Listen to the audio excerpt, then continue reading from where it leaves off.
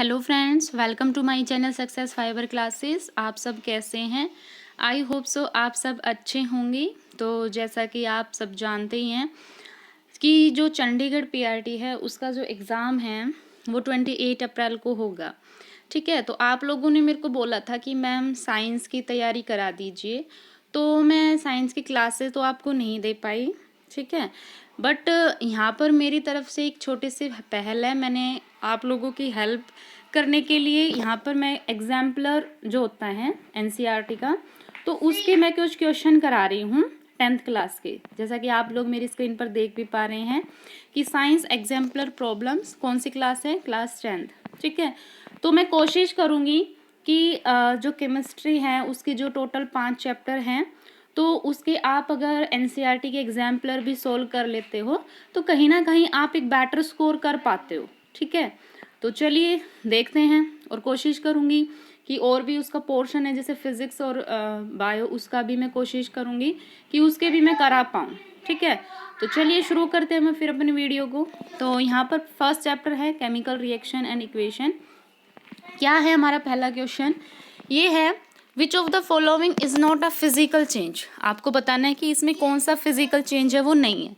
तो भाई जब यहाँ पर चेंज की बात आती है तो मैं आपको एक शॉर्ट इसका ब्रीफ बता देती हूँ कि चेंज दो टाइप के होते हैं हमारे नेचर के अंदर। एक होता है हमारा फिजिकल चेंज और दूसरा होता है हमारा केमिकल चेंज।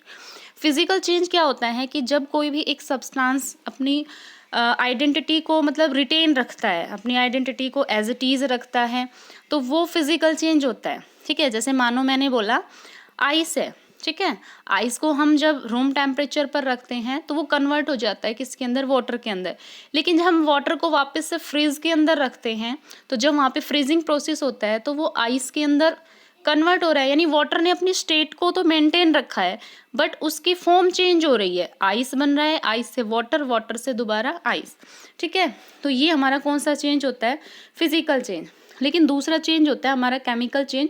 केमिकल चेंज में क्या होता है कि इसमें सब्सटेंस अपनी आइडेंटिटी को ही लूज कर देता है। कहने का मतलब इसमें हम रिएक्टेंट से प्रोडक्ट तो बना लेते हैं बट प्रोडक्ट से हमें दोबारा रिएक्टेंट नहीं बना सकते। मतलब नेचर में कैसे हो जाते हैं, इरिवर्सिबल। लेकिन जो फिजिकल चेंज होते हैं हमारे नेचर में रिवर्स होते हैं, मतलब जिनको हम उल्टा पलट कर सकते हैं। जैसे मैंने बोला कि आइस से पानी बना दिया, पानी से आइस बना दिया, तो फिजिकल चेंज कैसे हो गए, रिवर्सिबल। और केमिकल चेंज कैसे हो गए हमारे, इरिवर्सिबल।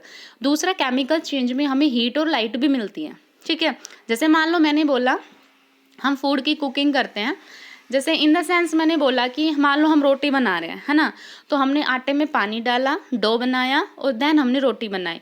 तो आपने आटे से तो रोटी बना ली बट क्या आपने रोटी से अगर आप आटा पाना चाहते हो तो क्या वापस आपको रोटी से आटा मिल जाएगा? नहीं ना। मतलब कैसा नेचर हो गया, इरिवर्स। मतलब आप उसको पलट नहीं सकते दोबारा। या फिर मैं बोलूँ कि जैसे हमने पेपर को बर्न किया, पेपर को जलाया, तो जलने के बाद जो उसकी एस मिलती है, जो सामग्री मिलती है, क्या आप दोबारा से उसे पेपर बना सकते हो? नहीं ना। तो इसका मतलब है कि ये हमारा कैसा नेचर हो गया, इरिवर्सिबल। तो केमिकल जो प्रोसेस होते हैं वो नेचर में कैसे होते हैं, इरिवर्सिबल। अब यहाँ पे पहला ऑप्शन है boiling of water to give water vapour, कि वाटर बॉईल होता है तो वाटर वेपर देता है, लेकिन जब वाटर वेपर ठंडे होते हैं तो हमें वापस लिक्विड भी तो मिलता है। Melting of ice to give water, ये मैंने अभी आपको एक्सप्लेन किया था। Dissolution of salt in water, water में साल्ट जो डिजोल्व करते हैं। और डी है हमारा कंबस्शन ऑफ एलपीजी। अब भाई आप एलपीजी गैस को बर्न करते हो, ठीक है, मान लो एलपीजी गैस कहाँ होती है, हमारे जो किचन के जो सिलेंडर होते हैं उसमें होती है। तो अगर आपने एक बार उसको बर्न कर लिया तो उससे आपको हीट भी मिलती है और लाइट भी मिलती है, बट क्या दोबारा आपको एलपीजी दोबारा मिल जाती है? नहीं ना। तो इसका मतलब क्या है, ये हमारा कैसा है, ये हमारा केमिकल चेंज है। ठीक है, तो फर्स्ट का डी आंसर क्या होगा, राइट होगा। उसके बाद फिर है following reaction is an example of. यहाँ पर आपको एक रिएक्शन दी हुई है और इसमें बताना है कि ये कौन सा एग्जाम्पल है। सबसे पहला है डिस्प्लेसमेंट रिएक्शन। डिस्प्लेसमेंट रिएक्शन क्या होती है? डिस्प्लेसमेंट रिएक्शन होती है जैसे मान लो मैंने बोला एक एलिमेंट है ए और कोई कंपाउंड है बी सी, तो जब ये एलिमेंट इस कंपाउंड में से एक एलिमेंट को रिमूव कर दे, खुद उसकी जगह ले ले। जैसे मैंने कहा कि बी को तो उसने निकाल दिया और खुद इसकी जगह ले ली। ठीक है, तो इस टाइप की रिएक्शन होती है हमारी डिस्प्लेसमेंट रिएक्शन। ठीक है, तो अब देखो यहाँ पे अमोनिया में O2 का एडिशन हो रहा है, तो NH3 से हमें क्या मिला, NO, यानी यहाँ पर क्या हुआ, जो ऑक्सीजन है उसने हाइड्रोजन को तो क्या कर दिया, रिमूव कर दिया और खुद उसकी जगह आ गया। तो इसका मतलब ये कैसी रिएक्शन हो गई हमारी, ये हो गई डिस्प्लेसमेंट रिएक्शन। तो फर्स्ट ऑप्शन हमारा क्या होगा, राइट होगा। उसके बाद सेकंड है कम्बिनेशन रिएक्शन। कम्बिनेशन रिएक्शन क्या होती है, जैसे मानो मैंने कहा कि इसमें दो रिएक्टेंट हैं, वो कंबाइन होते हैं और एक सिंगल प्रोडक्ट हमें देते हैं, ठीक है। तो कम्बिनेशन तो है नहीं क्योंकि इसमें हमें सिंगल प्रोडक्ट नहीं मिल रहा। उसके बाद रिडोक्स रिएक्शन। रिडोक्स रिएक्शन कौन सी रिएक्शन होती है, रिडोक्स रिएक्शन वो रिएक्शन होती है जिसमें रिडक्शन और ऑक्सीडेशन दोनों प्रोसेस साथ होते हैं। रिडक्शन क्या होता है, जब हाइड्रोजन का एडिशन हो और ऑक्सीजन का रिमूवल हो, तो वो हमारा रिडक्शन होता है। और ऑक्सीजन में ऑक्सीडेशन क्या होता है, जब ऑक्सीजन का एडिशन होता है और रिमूवल ऑफ हाइड्रोजन होता है, तो उसको हम ऑक्सीडेशन बोलते हैं। अब देखो यहाँ पे NH3 में ऑक्सीजन का एडिशन हुआ तो क्या मिला, NO, यानी अमोनिया का तो क्या हो रहा है, ऑक्सीडेशन हो रहा है, और O2 से H2O मिल रहा है, यानी यहाँ पे हाइड्रोजन का एडिशन हो रहा है ना, क्योंकि यहाँ पे तो O2 था बट यहाँ से आने में क्या हो गया, हमारे पास में हाइड्रोजन का एडिशन हो गया। तो हाइड्रोजन का एडिशन मैंने क्या बताया था, रिडक्शन। तो इसका मतलब इसमें ऑक्सीडेशन भी हो रहा है, इसमें रिडक्शन भी हो रहा है, तो इसका मतलब ये किसका एग्जाम्पल है, रिडोक्स रिएक्शन। तो इसमें क्या है, फर्स्ट और 3, यानी सेकेंड का C आंसर हमारा राइट है, ठीक है। न्यूट्रलाइजेशन रिएक्शन क्या होती है कि जब एसिड है वो बेस के साथ रिएक्ट करते हैं तो क्या देते हैं, सॉल्ट देते हैं प्लस वाटर, वो हमारी न्यूट्रलाइजेशन रिएक्शन होती है, ठीक है। उसके बाद नेक्स्ट क्वेश्चन है, इसमें क्या बोला गया है, which of the following statement about the given reaction are correct. इसमें एक रिएक्शन दी हुई है और इसमें आपको बताना है कि इसमें कौन सी स्टेटमेंट है वो करेक्ट है। भाई आयरन है, उसको स्टीम के साथ रिएक्ट किया है तो रस्ट हो रही है उस पर, और हाइड्रोजन गैस है वो निकल रही है, ठीक है। तो यहाँ पे सबसे पहले कह रहा है iron metal is getting oxidise. Oxidise का मतलब होता है जब ऑक्सीजन का एडिशन होता है किसी सब्सटेंस में, तो हम कह रहे हैं कि वो सब्सटेंस ऑक्सीडाइज हो रहा है। और दूसरा वर्ड होता है रिड्यूस होना। रिड्यूस का मतलब होता है कि जब उसमें ऑक्सीजन का रिमूवल हो रहा हो तो हम कहते हैं कि वो सब्सटेंस रिड्यूस हो रहा है। अब यहाँ से आयरन सिर्फ अकेला था बट प्रोडक्ट में आयरन के साथ में कौन है, ऑक्सीजन, तो एडिशन ऑफ ऑक्सीजन ऑक्सीडेशन, यानी यहाँ पे आयरन का ऑक्सीडेशन हो रहा है, आयरन ऑक्सीडाइज हो रहा है। तो इसका मतलब थर्ड का फर्स्ट आंसर होगा। दूसरा कह रहा है कि वाटर इज गेटिंग रिड्यूस। अब देखो H2O से हमें क्या मिल रहा है, H2, यानी H2O से H2 मिला, यानी ऑक्सीजन क्या हो गया, रिमूव हो गया। ऑक्सीजन क्या हो गया, रिमूव हो गया।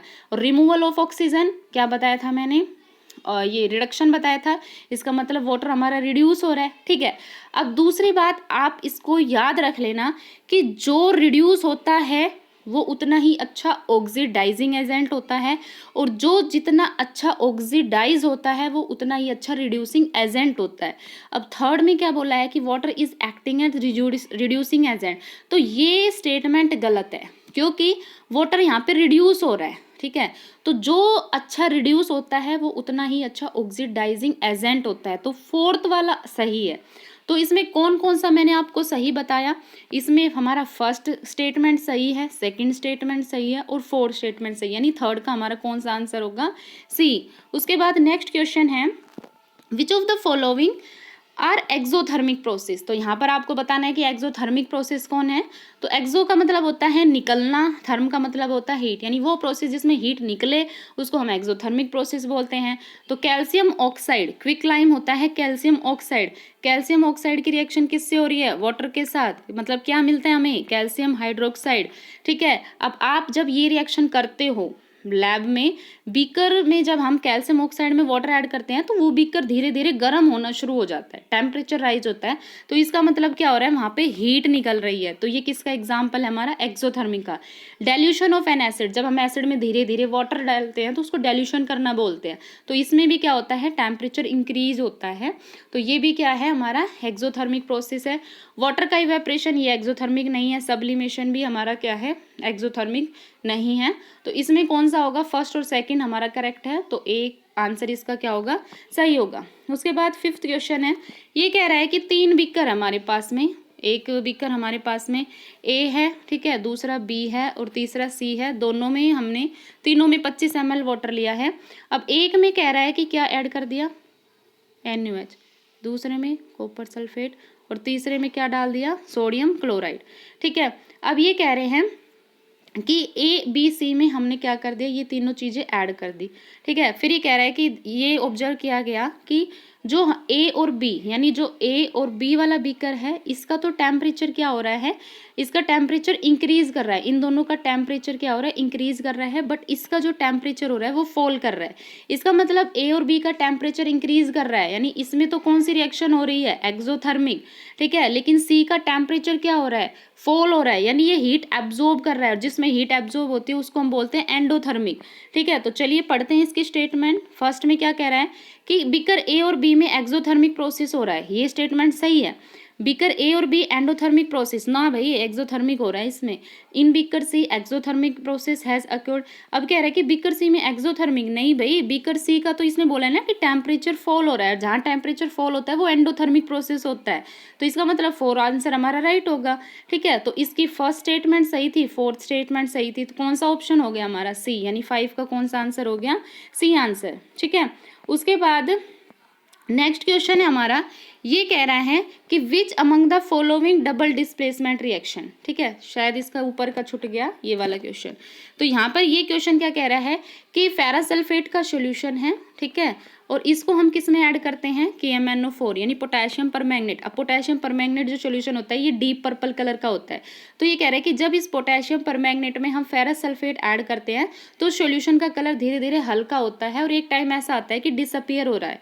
तो आपको सीधा सीधा रखना है, बता रखना है कि जो KMnO4 होता है ना, ये हमारा एक अच्छा ऑक्सीडाइजिंग एजेंट माना जाता है, ठीक है। अब बस आपको इतना ही याद रखना। अब वो स्टेटमेंट देख लो जिसमें KMnO4 के बारे में ऑक्सीडाइजिंग बता रखा है, तो भाई ये इसमें है फर्स्ट में, तो 6 का ए आंसर राइट होगा। आपको बस सीधा याद रखना है कि KMnO4 होता है वो एक अच्छा ऑक्सीडाइजिंग एजेंट माना जाता है, तो 6 का ए आंसर क्या होगा, राइट होगा, ठीक है। क्योंकि अगर मैं इसको आप में डीप में पढ़ाने बैठी तो फिर आपका सब कुछ दिमाग से आउट हो जाएगा, ठीक है, बस आप इतना ही याद रखिए। उसके बाद फिर कह रहा है कि which of the following are double displacement reaction. Double displacement reaction कौन सी होती है, जिसमें क्या हो, दो सॉल्यूशन है उनके बीच में आयंस का एक्सचेंज होता है। जैसे मानो मैंने बोला कि एक मेरे पास में सॉल्यूशन AB है, दूसरा BC है, ठीक है, सॉरी, एक AB है और दूसरा क्या है मेरे पास में, ये है CD, ठीक है, इस तरह से।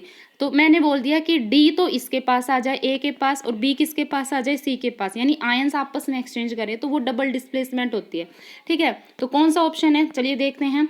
लेड कॉपर क्लोराइड के साथ रिएक्ट कर रहा है और इसमें हमें लेड क्लोराइड मिल रहा है कॉपर, ये तो भाई डिस्प्लेसमेंट है, क्योंकि मैंने आपको बताया जब कोई एक एलिमेंट किसी कंपाउंड में से एलिमेंट को बाहर निकाल दे, खुद उसकी जगह ले ले, तो वो डिस्प्लेसमेंट है, तो ये तो होगी नहीं। दूसरा है सोडियम सल्फेट बेरियम क्लोराइड, क्या मिल रहा है, बेरियम सल्फेट सोडियम, ये सीधा सीधा दिख रहा है। इसका सोडियम किसके साथ आ गया, क्लोरीन के साथ, देखो, और इधर सल्फेट किसके साथ आ गया, बेरियम के साथ, तो यही हमारी कौन सी है, डबल डिस्प्लेसमेंट, ये हमारी कम्बिनेशन रिएक्शन है, ये हमारी कौन सी, एक्सोथर्मिक, ठीक है। तो सेकंड का कौन सा, 7 का कौन सा आंसर सही होगा, सेकंड है वो सही होगा, ठीक है। नेक्स्ट क्वेश्चन है वो हमारा क्या कह रहा है, 8 क्वेश्चन, ये कह रहा है कि सिल्वर क्लोराइड है हमारे पास में, ठीक है, हमने क्या कर दिया, इसको सनलाइट में रख दिया। भाई एक चीज़ आपको याद रखनी है, जब भी सनलाइट की प्रेजेंस में डिकम्पोजिशन होता है उसको फोटो डिकम्पोजिशन बोलते हैं। अब ये कह रहा है कि सिल्वर क्लोराइड है, हमने उसको सनलाइट में रख दिया, तो हमें क्या मिल रहा है, सिल्वर मिल रहा है ग्रे कलर का, और क्या मिल रहा है, क्लोरीन, ठीक है। तो ये कह रहा है कि यहाँ पर क्या होता है, तो आप सीधा सीधा याद रखना कि जब सिल्वर क्लोराइड का सनलाइट की प्रेजेंस में हम डिकम्पोजिशन कराते हैं तो हमें सिल्वर मिलता है, ठीक है। अब इसने बोल रखा है कि हमें जो सिल्वर क्लोराइड है वो ग्रे कलर का हो जाता है, क्यों हो जाता है, ठीक है, तो वो इसलिए हो जाता है क्योंकि वहां पर सिल्वर की फॉर्मेशन होती है और सिल्वर हमारा कैसा होता है, ग्रे कलर का, इसलिए इसका आंसर क्या होगा, the formation of silver by decomposition of silver chloride. तो इसमें क्या होगा, सिर्फ फर्स्ट ऑप्शन हमारा सही होगा, ठीक है। तो चलिए अब इस वीडियो को यहीं पे ख़त्म करते हैं क्योंकि वीडियो बहुत ज़्यादा बड़ी हो जाएगी, ठीक है। अब इसके जो बाकी के क्वेश्चन हैं 9th क्वेश्चन से वो हम दूसरी वीडियो में शुरू करेंगे। तो आई होप आपको यहाँ से वीडियो अच्छी लगी होगी, कुछ आपके कंसेप्ट क्लियर हुए होंगे। अगर वीडियो अच्छी लगी है तो चैनल को ज़्यादा से ज़्यादा लाइक कीजिए, शेयर कीजिए। इसके और क्वेश्चन हम नेक्स्ट वीडियो में करेंगे। So thank you very much.